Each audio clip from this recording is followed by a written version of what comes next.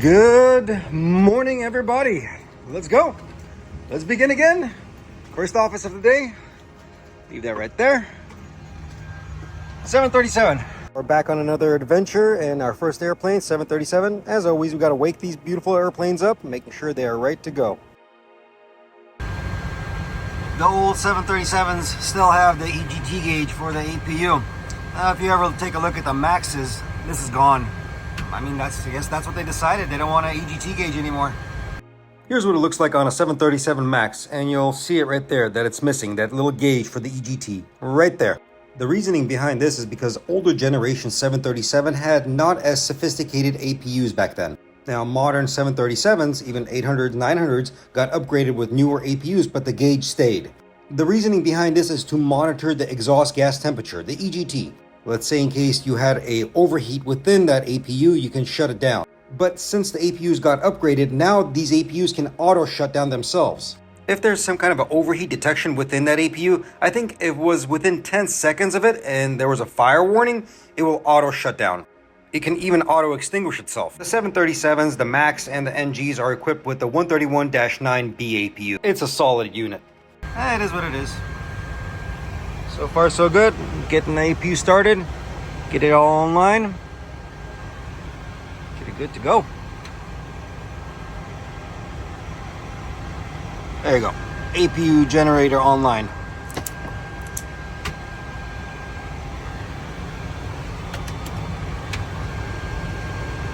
So somebody asked me, hey Stig, where is the little checklist on the clipboard on your 737s? It should be there. It's not there. Well, on ours, we have a very special feature on the pedestal right here. This is the checklist that the pilots use. They have a takeoff setting and a landing setting, and they can just go one by one, checking off their parameters on their checklist. Pretty easy. It is not tied into any system at all. It's literally a box with lights. That is it. It's simply its own little box with lights. That's all I can tell you. But yeah, it's a nice little feature.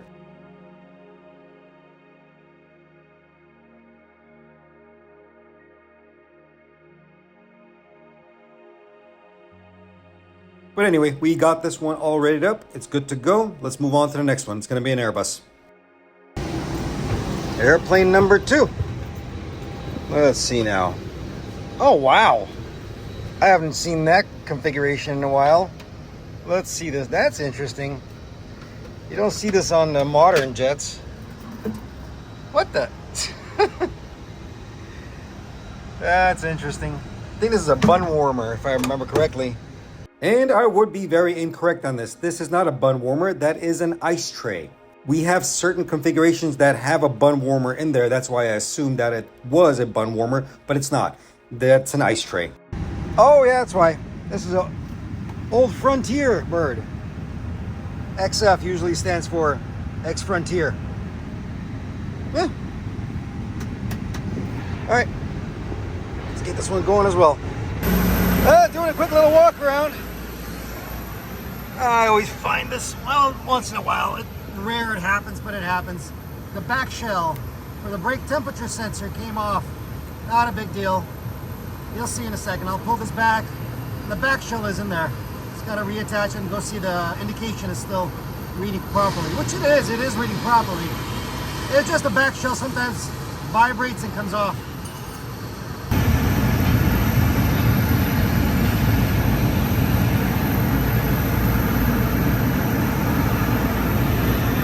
There it is.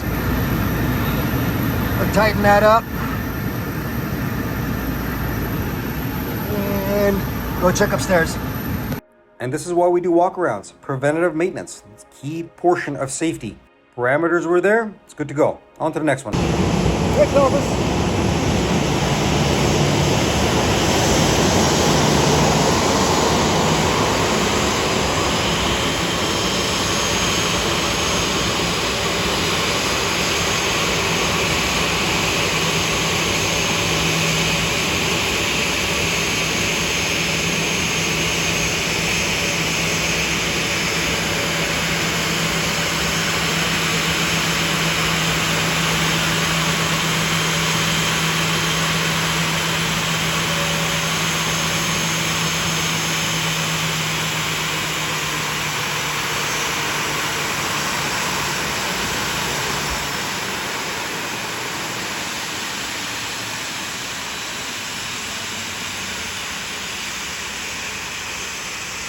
This weekend is going to be a pretty short weekend, so I'm going to try to fill in as much as possible. Aircraft were rolling in back to back, so as much as I can capture, I captured for you guys. This time around, it's going to be mostly visual entertainment, but I'll fill in as much information as I can for you.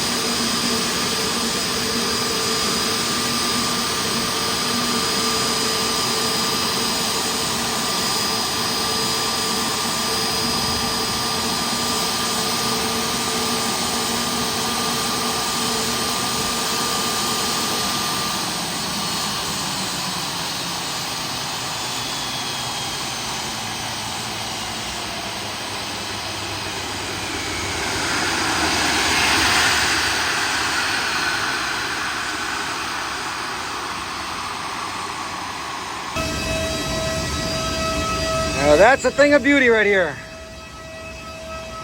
Look at that. Nice. Don't worry, that's not a hole. Well, it is a hole. It's a drain hole, actually. See? Straight down. But these right here, those are little pressure sensors. The proper name for these little sensors are called PS12. They are measuring the static pressure within the intake of the engine. It takes this data and sends it to the EEC, the Electronic Engine Control Unit. In turn, it will regulate all the fuel efficiency for the aircraft. It will send the data to the FMU, the Fuel Management Units, or the HMUs, the Hydromechanical Units. It will regulate all sorts of things such as VSV valves, variable stator valves, any kind of bleed valve, HPT and LPT, high pressure and low pressure turbine, active clearance control valves. It's sending all this data to these components in order to get proper efficient fuel burn or fuel efficiency as well as compression ratios. But that's not the only sensor on board. Not only does it talk to a multitude of other sensors, but there are also a multitude of other sensors such as T12, T25, T3, one of which you're going to see right now, which is a T12 sensor. This measures the inlet temperature. And that's usually the probe that you see sticking out inside of the intake cowling. Now, different engine manufacturers do it a bit differently, but this is a CFM LEAP 1A, and this is how they do it. Side. That thing is a temperature probe. Pretty cool, huh? Love it.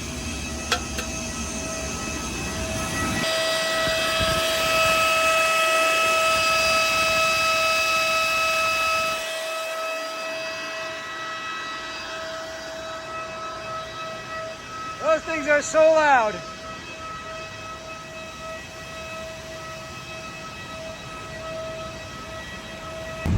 Another happy airplane. Let's see now. Oh, you know, I forgot. Somebody asking me. They wanted to see where the standby compass is on the 321. It's up here. That's where it hides. And here's the little light for it. You can't see it. Too much daytime. Oh, there it is. You can almost see it. That's a no-go light, by the way. Yeah, that's where it lives.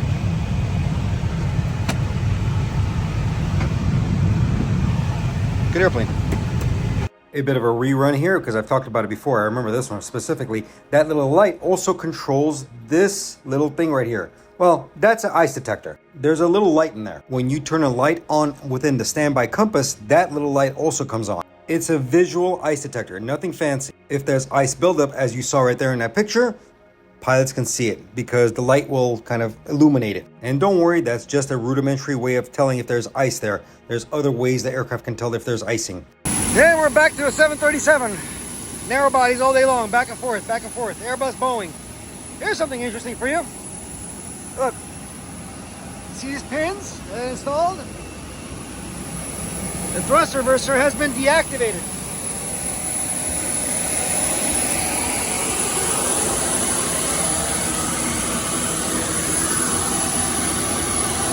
But it's okay. You really don't need a thrust reverser to actually stop the airplane. The brakes of the airplane are strong enough to stop the airplane. Thrust reversers are just there to help. But yeah, sometimes you gotta deactivate one in case it's malfunctioning. But the other one is working, so only the number one. This is the part where people usually start to panic, and I'm going to calm you down. Relax. Just like I said, you do not need thrust reversers to stop an airplane. The aircraft brakes, I'm going to repeat again, the aircraft brakes are strong enough to stop the aircraft. Thrust reversers are just there to help it slow it down. Remember, you also have ground spoilers. This thrust reverser was on MEL, minimum equipment list. This is completely legal per FAA, ICAO, and manufacturer. When the aircraft has sufficient amount of ground time and the parts, it will get fixed. Otherwise, it's still airworthy. The reason we have to lock it out is for a measure of safety, just in case that thrust reverser does not deploy in flight, in case it is malfunctioning. Remember, aircraft has its limitations and legality. It's safer to lock it out instead of to leave it active. Anyway, let's go take a look at some cars. Well, as always, you know what I'm gonna say, cargo never disappoints. Look at that. That is amazing. Pagani, I believe, right? Huayra? I can't spell it or pronounce it correctly. Oh my goodness. Look at that. That's just a thing of beauty.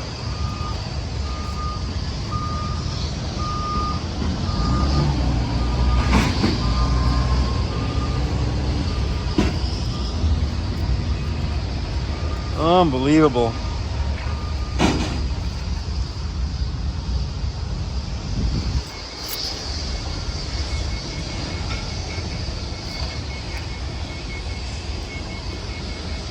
What a gorgeous car. And more Porsches than you can poke a finger at. Or poke a stick at, that's what I'm trying to say. Look at that. That is nice. I think these are some kind of special edition Porsches too. Interesting.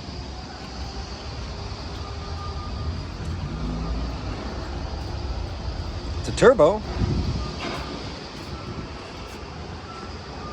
What's a turbo 50? There's a turbo over here. That's nice. I like that one.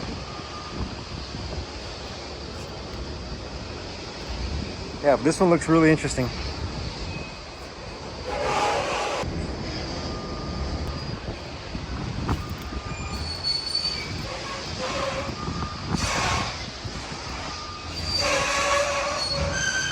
Beautiful. It must be some kind of special edition.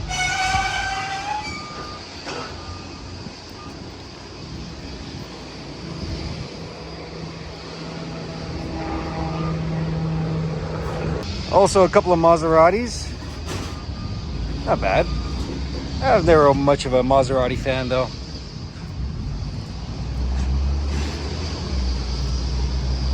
They look pretty. I'll take this Porsche over this Maserati. Yeah, this is definitely my color too. I love it.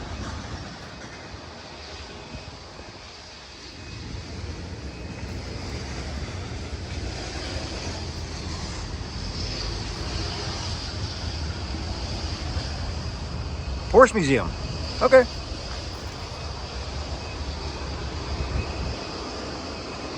Very cool. These look actually in original condition.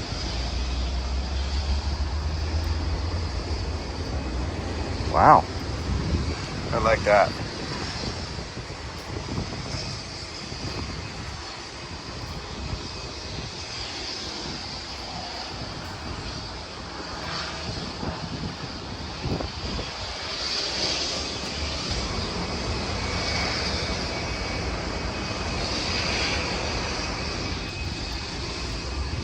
But we got a little special one over here.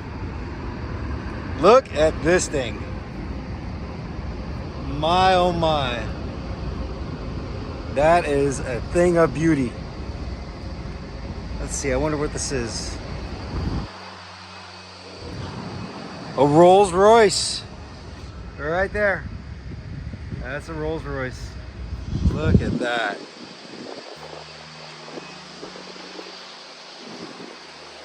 Check that out.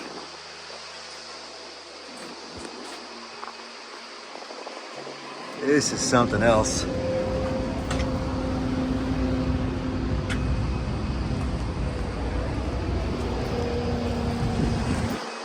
What a beautiful vehicle.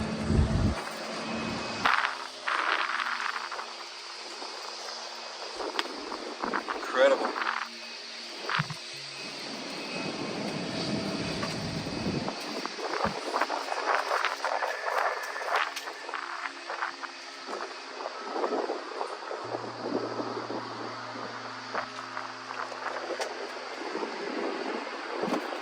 Looking at vehicles like this makes me think of the olden days of the designer where true genius and artwork came out of their spirit. True originality was there. They can't build things like this anymore. Just like nobody else can recreate Mozart. We got to get back to work. Let's go. All right, round 2. Here comes the next office. Back to the wide body.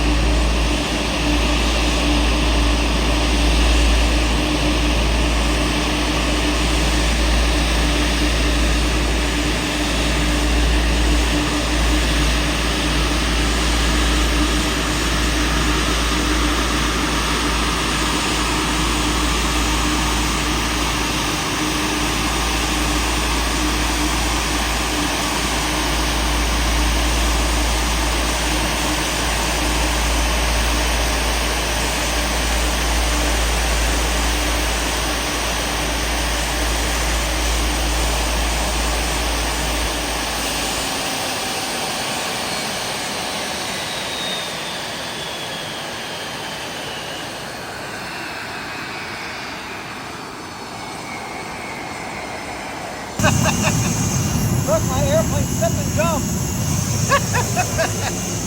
Ah, that's funny. I'm gonna do the walk around. My partner's gonna do the engine oils and go upstairs. I'll meet up there, but I'll just do this outside and the cargoes. The usual. E-tops came from London, going back to London.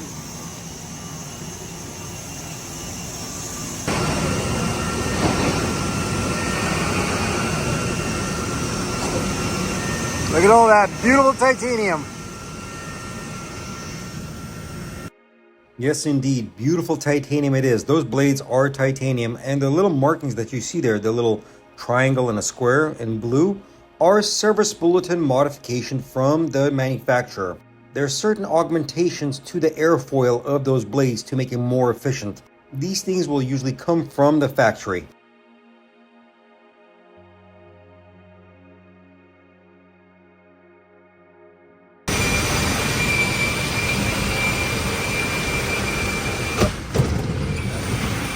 One thing caught my eye was this pallet, and this pallet was carrying bell peppers. And I'm talking about your regular green, yellow, red bell peppers, and it was coming from a Norwegian manufacturer or farming company. That got me very curious. The United States has pretty much the biggest farming community or the farming manufacturer within the world. Had me a little bit baffled that we're getting bell peppers from Norway. Go figure. Here we go, we're back in our beautiful 777. We're almost done. Partner's almost done downstairs. I'm just gonna cycle through the parameters here, make sure everything's a-okay. The usual, nothing special, but almost done. Hydraulics good, oxygen good, AP oil looking good. That's right. Ready to go back to Heathrow. This thing is flying in circles. Oh yeah, most important thing. Make sure the fidget spinner is working. Let's see what the pilots are reading in other news. Somebody must be a fan of Horse racing. Anyway, let's get out of here. But before we get out of here, I want to talk about a particular system right here. Pay attention to this. Auto brake. To simplify this, it works exactly like your car, your anti-lock system, better known as ABS. But in aircraft, it's called an anti-skid. This works hand in hand with the auto brake system. The auto brake system monitors the wheel's speed deceleration and controls the brake pressure to prevent a skid condition. Pilots have the option of selecting what type of auto brake system they want. Anything from arm to disarm to full-blown maximum. This is all dependent on the runway condition as well as runway length. The system also has a wheel lock protection. Looking at a 777 here, and I'll give you a good example. The system talks to each other and talks to all the wheels. Locked wheel protection compares the wheel speed from forward, mid, and aft group of wheels. Because remember, the brakes are only on the main wheels, and there's 6 set of wheels on each gear. If the slowest wheel speed is less than 30% of the fastest wheel speed, locked wheel protection releases the pressure to the lowest wheel. And on top of that, the locked wheel protection does not operate below 25 knots. Because obviously, it's only functioning when the wheel is spinning at high rate. Like I said, it's just like your car, your anti-lock brakes. They just make it sound more fancy when they say anti-skid and whatnot, but it does the same thing. But it does talk to a multitude of other systems to make sure what is happening to the aircraft, especially when you have a RTO condition that's rejected takeoff. Airbus has this as well. All aircraft have this. Oh, and a little fun fact for you. Pilots are not actually touching the brakes when the airplane lands. They don't touch them at all unless it's disabled. The aircraft is actually what's doing the braking. It's doing the job. They sit there and they monitor. In case something goes wrong, then they can take over. Otherwise, they do not touch the brakes at all. All they have is limited steering. And this is on landing only. Once it comes down to speed, then they have full control of braking and steering. These airplanes are incredibly smart and they know exactly what to do. I haven't even talked about the row and romp system. That will completely blow your mind. I'll save that for another day. Unless my viewer pilots here, the Airbus pilots and 787 pilots, because that's also available in that system. If you guys want to talk about it and tell them all about it, go for it. There she goes, off to London. All right, guys, that's it for tonight. I'll see you bright and early in the morning. Later. Another day done. Uneventful, very smooth, but I do need to talk about something that I heard about recently, and I'm sure you have as well. Something that happened with Delta Airlines. There was a very terrible accident that happened. This is very hard for me to talk about, so be patient with me, because I get very emotional, because I lost brethren. They might not work for the same company as I do, but they're my brothers regardless. These are technicians. These are the people that make this industry work. And for me to see loss of life, especially from a maintenance side, is just, it's painful. As it is, there's not very many of us. I have lots of friends and colleagues through Delta, good friends of mine, and they explained to me what happened as much as they could. And I'm not going to sit here and speculate on anything. I'm going to wait for the investigation report to come out, as always. But what I can talk about is the dangers of what's going on with that particular situation, and especially with a tire. I'm going to ask you one thing. Please don't read everything and believe everything that you see that social media puts out or news media outlet puts out, because it is, I'm sorry to say, it's complete garbage. You're going to see rhetoric of Boeing 757, and people are going to be commenting of, oh, of course, another Boeing. This has got nothing to do with the manufacturer of Boeing. This was a completely isolated incident because the wheel or the tire itself was in an isolated shop. The technicians were tasked to disassemble a wheel assembly. Wheel assembly usually consists of the tire itself and the rim, which is a split rim. I've talked about this many times before. You guys know how aircraft wheels are. They're split rims, aluminum casting, and they're held on with tie bolts. Aircraft tires are usually in between 175 to about 230 to 40 psi of nitrogen pressure. Typical standard procedure is whenever a wheel is removed from an aircraft, it is deflated. This is preventing any kind of inadvertent blowout. This is just safety in regards to line maintenance as well as hangar maintenance. Now, when it comes down to the shops, it's a whole different environment. They're expecting a wheel that is pretty much deflated and they're ready to disassemble the whole thing. Once again, I really don't know what occurred within that situation. It could have been numerous amount of things. It could have been a cracked wheel assembly or casting that blew the wheel up. It could have been broken tie bolts that could have blown the wheel up. It could have been a side puncture through the wheel assembly, or excuse me, the tire itself that blew the wheel up. But as far as I can just use my own deductive knowledge, is that the tire was still inflated, because tires just don't blow up when they are not inflated. So that is my best guess. That tire was still inflated. Once again, ladies and gentlemen, please take my words with the biggest grain of salt. I have utmost respect for my fellow technicians. I cannot stand the loss of life. It hurts my heart and my soul to know that 2 men died in the line of duty like this, and 1 is seriously injured. I hope they get to the bottom of this and more safety standards are implemented. I was reading forums online and just doing my research, and somebody said something, and it struck me quite hard, and it felt deep inside of my heart, and I'm going to share it with you. They said, you know, all those manuals that are written, all those warnings and cautions that you read within those manuals, those are written in blood. And that is the most truest statement of all. Those are written in blood. Those are written in blood of technicians and engineers. The mistakes that have occurred in the past should not ever occur again, but they do. They do because of complacency. Not of complacency of this situation. Again, I don't know what occurred within this situation, but complacency is the most biggest killer of all. Safety is the number 1 factor, guys. I've been working in this industry for 25 years, and I'll tell you this, I've come close to dying many times. I can count on my fingers and toes at this point. I'm still alive, but I've learned from my mistakes. I've come to a point in my life where I understand that, you know what? Take it slow, take it easy, do the job right. Don't hurt yourself, don't hurt the aircraft, don't hurt the people on board. We work in a very dangerous environment, ladies and gentlemen, and most people don't really realize this. I have told you this before many times, that the airport and the airplanes are consistently trying to kill us. And that's not a joke, that's real.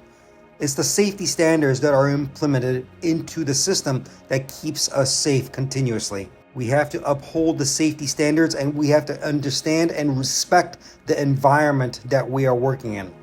As soon as you lose respect for that environment will eat you up alive. I think that's all I have to say about that. Forgive me for going on this rant, but I needed to share my heartfelt feelings on this, and my thoughts and prayers. And my heart goes out to the families of the technicians. The technicians' families that they lost their family members. I'm sorry. And a Delta family lost members of their tech ops group. It's sad, and I hope they learn from this and safety standards get upgraded. That's all. We have to keep moving. Come on, guys. Good morning, everybody. Let's go. Day number 2. Time for some more fun.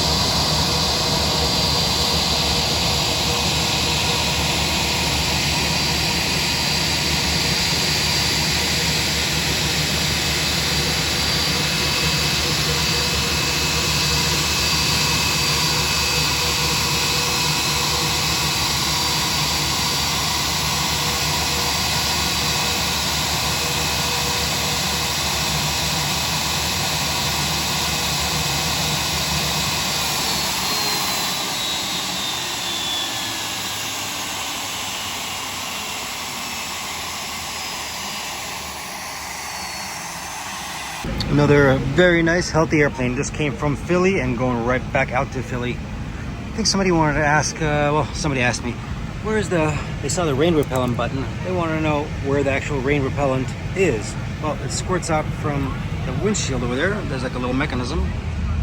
but the actual bottle lives right here. There it is, rain repellent. There you go. It's in good working order, or serviceable. And here's a very good example of what it looks like to remove and replace one of these bottles. It's very simple. It's held down by one clamp right there. Simply remove the clamp and unscrew the bottle and put the new one in, and then we do the test. It's quite easy, very simple to do. I don't know the exact composition or the chemical composition of what the internal of the bottle is, or the fluid inside, but what I do know is it acts like Rain-X that you spray on your car windshield. But the caveat is it's very corrosive and very toxic, but it's only used in raining conditions, so the rainwater will wash it away. Most carriers have this deactivated. My carrier opted to the option to reactivate this system. This is depending on where the aircraft is flying, whether it be icing conditions or very heavy rain conditions. Anyway, this one's good. On to the next one. Let's go. And if you're curious, this is where the nozzles are that spray onto the windshield. Those things are incredibly painful to change. You literally have to take apart the whole glare shield to get to the components that are in there. Very, very painful. Not much room to work in. But anyway, let's keep going. It's on both sides, by the way. First officer and captain have them. So the catering truck called and said they think they saw damage, but it's not really damage. It's just scuffs, sometimes from the jet bridge. Well, not jet bridge, the... What are you doing here? That is an odd plate. Anyway, it comes from this. Sometimes these guardrails, these little rubber guardrails, they scuff up against this, and that's what he causes. But there is no damage. See? It's just rash. That's what we call it. Anyway, I'll clean that up. But this guy, what are you doing? What are you doing, buddy? The wildest place for you to be, man. Crazy. All right, let's go. Oh, that's as clean as it's gonna get. Yeah, that's good. No damage. You know, you did not help one bit. You know that? You're fired. I'm just joking. He's still here. You know that? He sat here the whole time, watched me.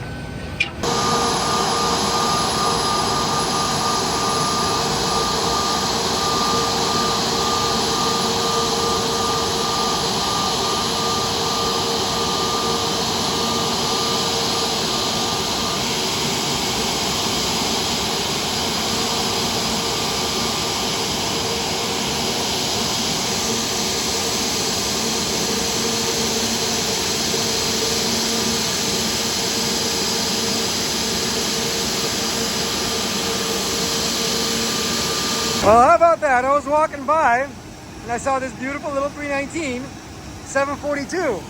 And as you can see, it's painted in our regular colors. But this, ladies and gentlemen, this was actually the original PSA bird. You guys remember from last week I showed you the 321, 591 or 592, something like that. It's painted in PSA colors, right? Well, this was actually painted in PSA colors originally. And here it is in its original colors, back when it was a 319, good old 742 PS. But nowadays, it's a 321. Still beautiful though. Here we go. Hence why you got November 742 PS. There you go. Pretty. Well, used to be. Still pretty though. As always, the day keeps moving. The flights keep on coming in. Next one in is going to be a 777. Once again, an international flight. Took a little time lapse of them pulling into the gate. It was pretty fun.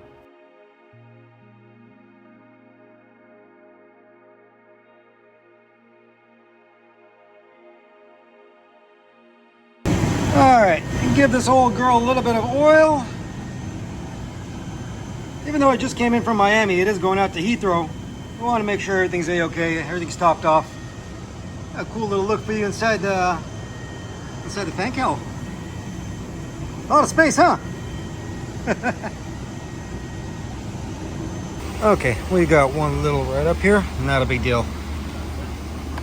Tray table. It popped out. So, see that? We got little Allen screws right there. that's holding it in. So you take that out, put that, see a little how it's slotted? That's where the Allen keys get tightened into, right there.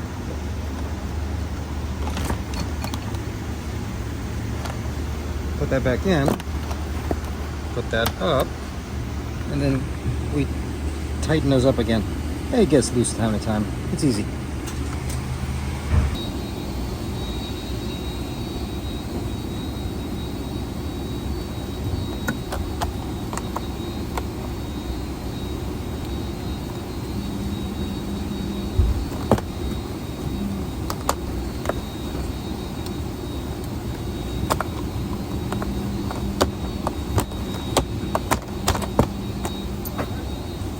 There you go, easy.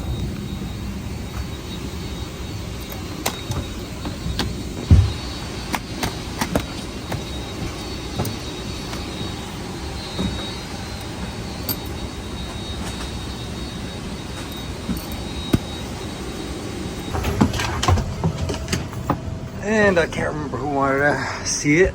I've shown it many times before on a 777 and a 78. Well, this is a 777-300. And this is the crew bunk rest area. Right here. 8 bunks in total.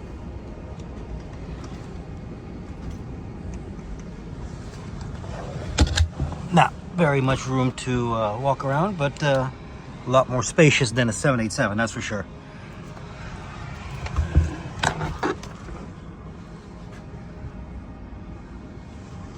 And they got their emergency equipment right here as well, so everything they need. Don't know what that was there for, but yeah, oxygen bottles and fire extinguishers and all sorts of fun stuff. Smoke detectors as well for them.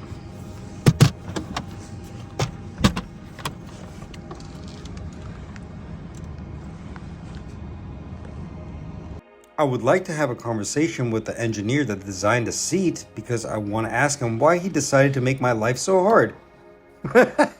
Now, if you were wondering what your first class seat looks like, underneath what you're sitting on, right here.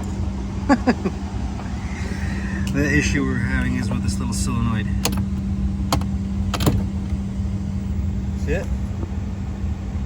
That.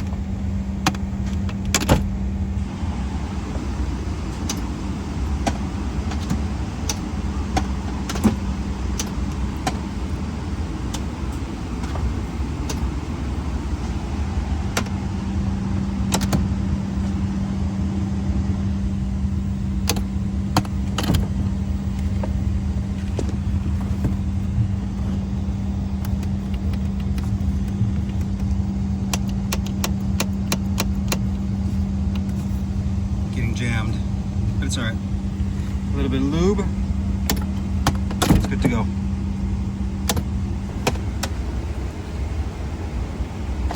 It's getting a little hot.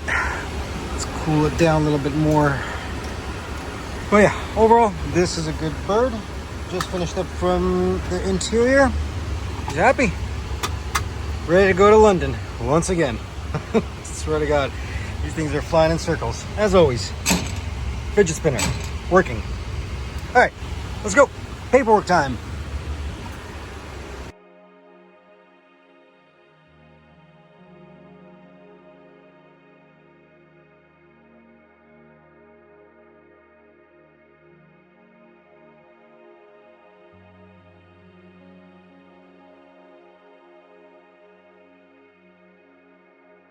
On the way back, we managed to catch this beautiful bird right here. This was a 321 that was repainted in the colors of the Piedmont. This actually was a 319, once again, just like the PSA bird, but they repainted it in on a 321. Man, oh man, it brings back good memories and those times of flying. It was a very prestigious airline.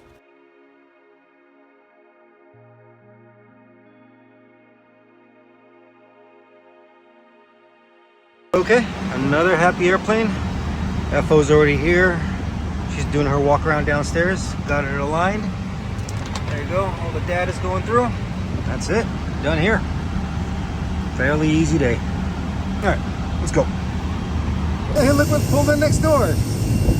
That is nice. This is Latam 787. Had a nice livery on it though. I don't think I've seen this one before.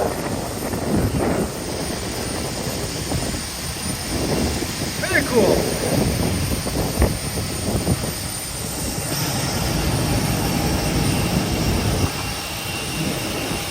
I took a quick little moment and to appreciate this beautiful 777 from Austrian Air taking off, which reminds me, I have a very incredible colleague, an incredible aircraft technician that works for this airline, and he actually posts videos here on YouTube that explains in lots of details, more than I do actually, on aircraft maintenance.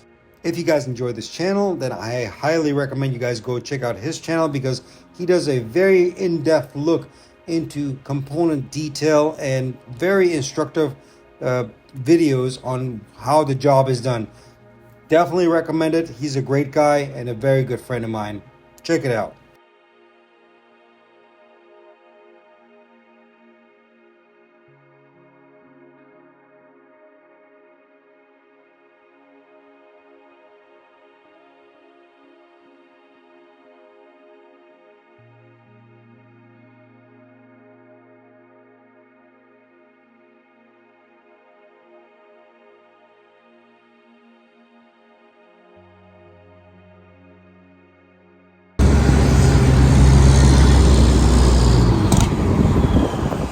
Our modern fire trucks were doing drill runs all across the terminals, and I managed to catch one of them over here doing their little roundabouts within the alleys. So that's always fun to see. And if you guys saw last week's older generation of fire trucks, this is what LAX uses now. These are the most modern fire trucks that are available, and they're just doing their little drills all back and forth. Always fun to see them.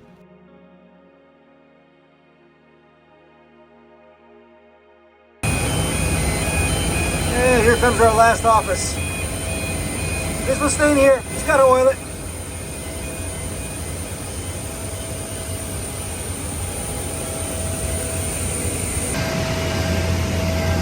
Well, that's about it, guys.